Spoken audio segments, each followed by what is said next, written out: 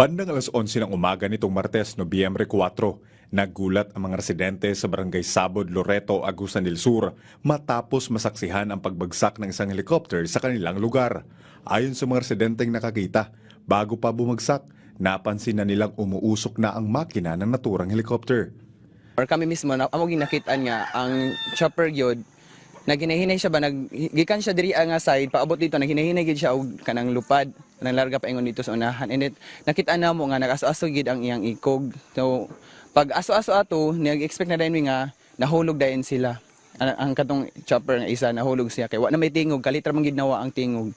Dahil dito, agad na nagtungo ang mga residente sa crash site at nadatnan nilang nagliliyab na ang helicopter.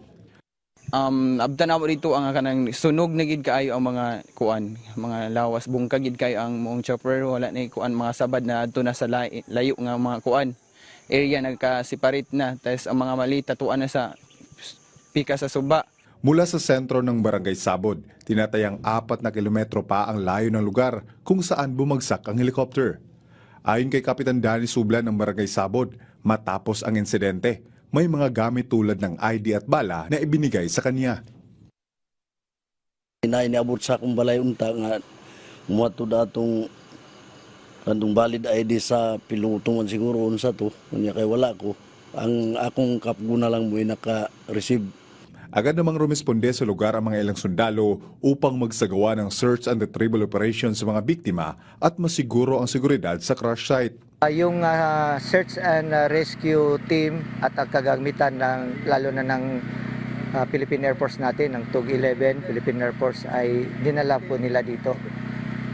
At tayo naman ay nagdala tayo ng mga ambulansya at yung mga tropa na augmentation ng emergency rescue company natin at ng 60IB at ng 25IB ay tumutulong po dito.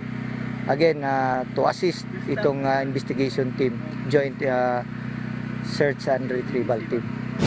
50 meters to 60 meters sa aking kinatatayuan ngayon, diyan nangyari ang insidente ng pagbagsak ng Super UAV helicopter ng Philippine Air Force kahapon, Nobyembre 4. Sa ngayon, nakakordo na ito at patuloy ang investigasyon ng SOCO at ng mga personahe sa Philippine Air Force.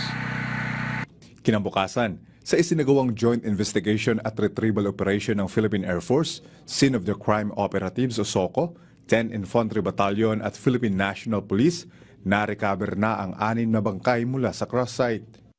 Kinilala ng Philippine Air Force ang mga nasawi na sina Captain Paulie B. Dumagan at Second Lieutenant Royce Luis, mga piloto ng chopper, at ang mga miyembro ng air crew na sina Sergeant Yves Sihob, Sergeant John Christopher Golfo, Airman First Class Erickson Mireco at Airman Amir Kaidar Apion. Mula sa crash site, dinala sa Davao City ang mga labi upang maproseso, makilala at maibalik sa kanilang mga pamilya. Phil Golora ng PTV Agusan del Sur para sa Pambansang TV sa Bagong Pilipinas.